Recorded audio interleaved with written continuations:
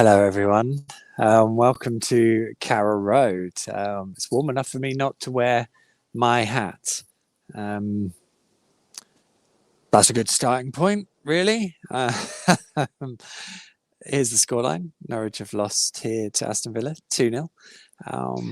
In what was a rank game of football, really, if you're a Norwich City supporter, which is why the team got booed off to a degree by, a small proportion of the home fans at the end of both halves. And why that first half was as bad a performance as I've seen in quite a long time. And why not many people left this evening in a particularly good mood. Now, this is it's going to be difficult probably to break it down. The goals first, Jacob Ramsey, let's do that. Jacob Ramsey scored in the first half after about 35 minutes, I think it was. Good win of the ball down here from Villa. I think Ollie Watkins did that. It involved Billy Gilmour losing possession. Ramsey's given quite an easy run to get to the penalty area, having looked back, and I have had a chat with Ben Gibson about it, actually, but Ben was feeling like he should have taken ownership of it himself. Having watched the replay, I think once they get into the penalty area, it's very difficult. To me, Max Aarons is probably closer as Ramsey is getting to the box and probably needs to take responsibility for fouling him before he gets in there, at which point Ben probably gets closest. But in the end, neither of them managed to do what is necessary. The shot flicks off Max, I think, which just takes it beyond Tim Krul, because initially I was thinking maybe Tim should have got closer to it, but he hit it pretty hard from pretty close range, so maybe that's a bit that would have been a little bit harsh, but did get a deflection as well, which probably sorted that out. Villa absolutely worth that first half lead. In fact, it was a pretty curious first half, really, because I thought, to be honest, I thought Villa looked a class above Norwich. Energy levels, the way they moved the ball really quickly, I thought they looked a really cohesive, energetic unit. Probably the one place they were falling short was actually testing Tim Krul. John McGinn had a wonderful effort that Tim tipped over, but actually apart from that, he was relatively well protected.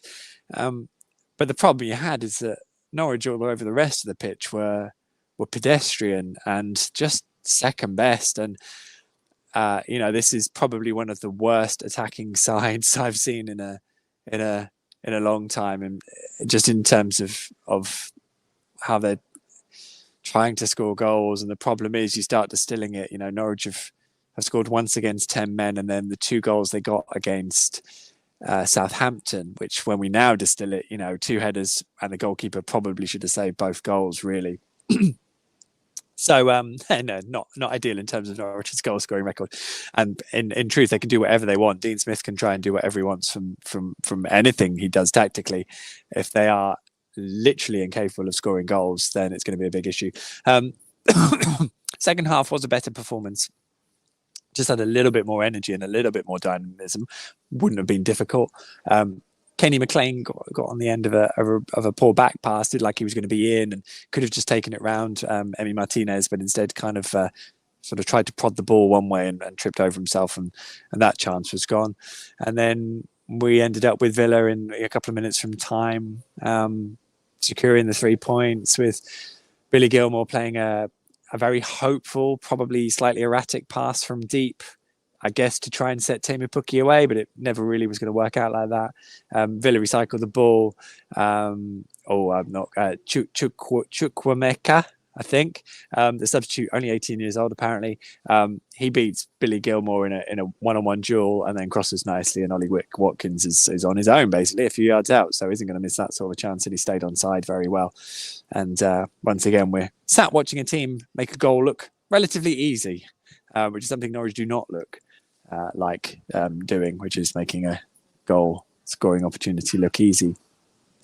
So yeah, although Norwich were better in the second half, they were well short of what Aston Villa were doing, and actually Villa, I thought, did tire. They were sort of curiously cautious, I would say, for most of the second half. And it did seem quite early in the first half that they were going to struggle to keep the relentlessness and the intensity of what they were doing going. The problem was they were then also able to manage the game really well when they weren't playing at that intense level. And of course on top of that, you have then Norwich's performance aside from that, which simply wasn't good enough. Now, that's the variation of that. That's just the performance from what Norwich have dealt with. You can't really ignore the fact that Norwich have got it hard at the moment. It's hard to distill exactly how hard, if that makes sense. So by all accounts, they've had one positive test in addition to Christos Jolis, who had his before the Manchester United game. So effectively, they've had 2 positive COVID cases. They've played 2 teams in Tottenham and Manchester United who have both postponed their next game due to COVID outbreaks. They've closed their training ground and gone. That's it. Norwich haven't done that. And in theory, they only have 2 COVID cases. You then have a sort of a grey area with players being out, I think, having become symptomatic today. So and it seems a bit blurry as to whether some of those players have had PCR tests and they haven't had the result back yet, which is obviously possible. Although I think the Prenetics testing is private. So I wouldn't necessarily have thought it would have been 24 hours for a result, but maybe it is. But also some players who are symptomatic but have tested negative. So you can't really include them in this being a potential COVID outbreak.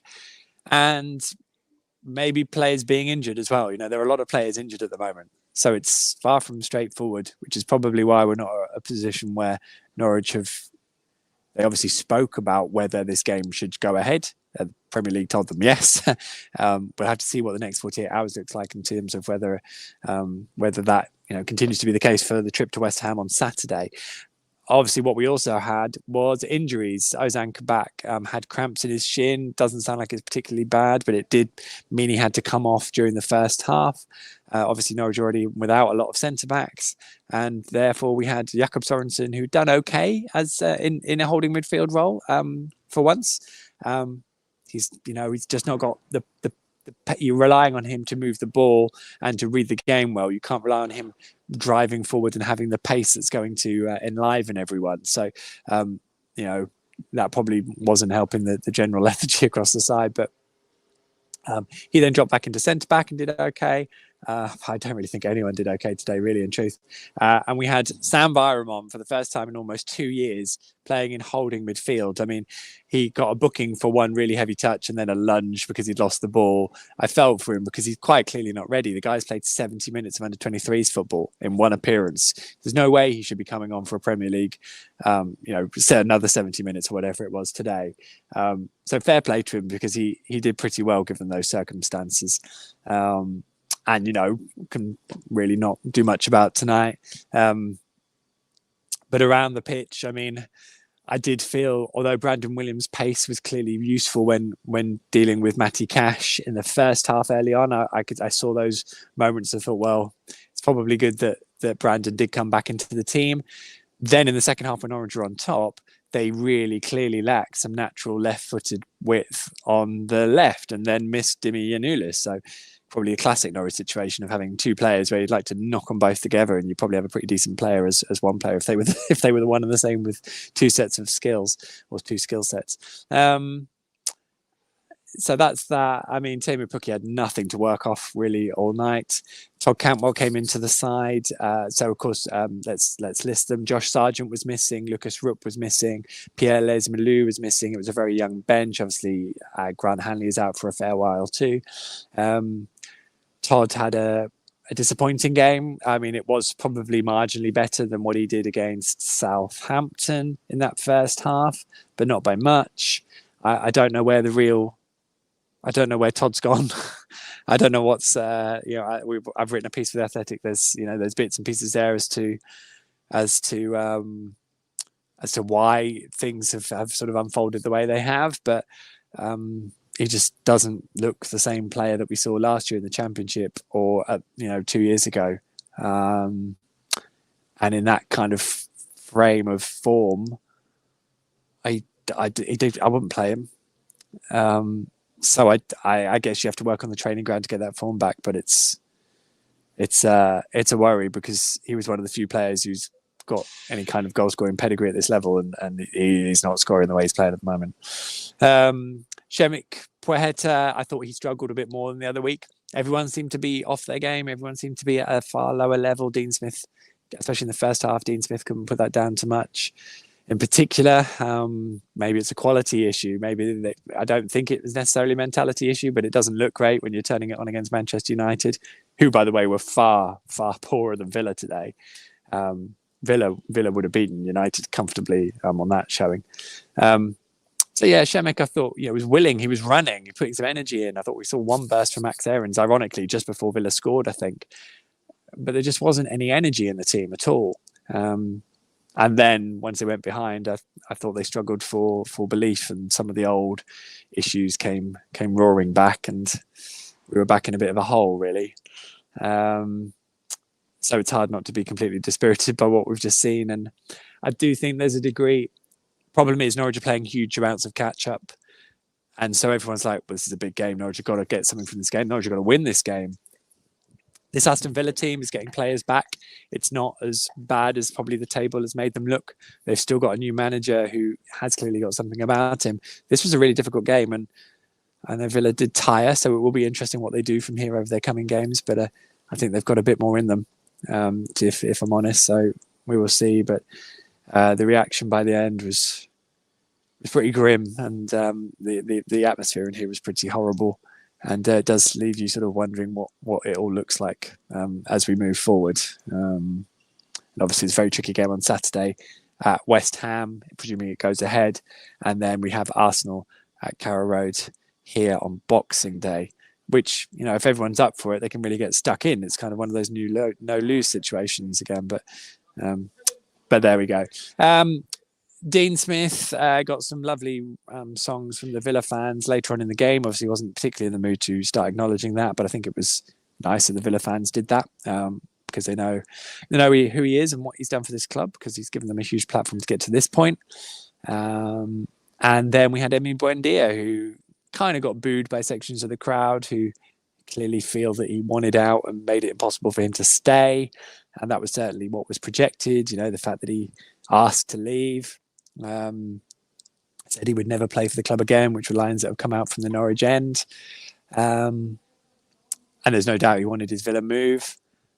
I don't think Norwich particularly worried about the fact they picked up 38 million quid for him, because as has also been on the record, they would have had a very different limited summer of spending without that money. So I guess you take it either way, But it was nice to see Emi play. If there was a bit like Billy Gilmour and Ollie Skip a few weeks ago at Tottenham, where Ollie just tore Billy to shreds in the middle at one point. I think if there was ever a debate over between Todd Cantwell and Emi Buendia, I think Emi nutmegged him, had the better of the battle, and I think we all know how good a player Emi Buendia is, so we probably don't need to dwell on it. But I hope he starts showing it for Aston Villa over the coming weeks, especially if he's playing against some relegation rivals. Let's just hope in a few weeks' time we are still talking about relegation rivals for Norwich. Feels like we're in a kind of a tipping point now. The games aren't going to get any easier.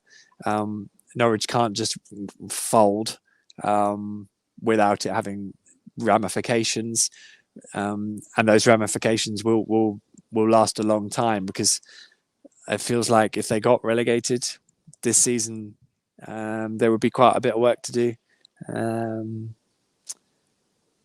Or they can keep fighting and digging in. They are a huge amount of players missing.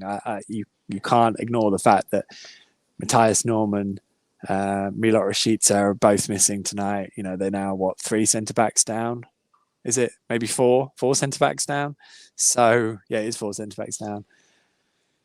And it will be interesting what they do in January if they think they've got any wiggle room. But, Dean Smith keeps smiling. He knows what he's got to do. He still believes there's a chance of doing it. Good luck to him, I say. On that note, I'm going to wrap it up because I've got a bit of work still to do. Have a lovely evening. Look after yourselves, your family and your loved ones. I know things are a bit difficult at the moment. Maybe that was some of the frustration in here, that everyone feels a bit crap at the moment, don't they? Because it's not great, and we've been here before and it feels like deja vu. So Fingers crossed we can still keep enjoying football and everyone stays safe. If you enjoyed tonight, I'm not sure I did. I will see you hopefully at the London Stadium on Saturday. There'll be some pieces over at the Athletic this week, as there always is, and of course in the build up to Christmas, I've got some nice things planned, so keep an eye out. And in the meantime, do whatever it is that makes you happy, which is probably the best advice. Let's get rid of that score. We don't need to say that anymore. I will sign off. Take care of yourselves. And here's to the next one. And if you haven't watched On the Ball podcast, do that, because we had a good fun with that, doing that last night. That was more enjoyable than the football, I think, and almost as long as 90 minutes. So go check that out.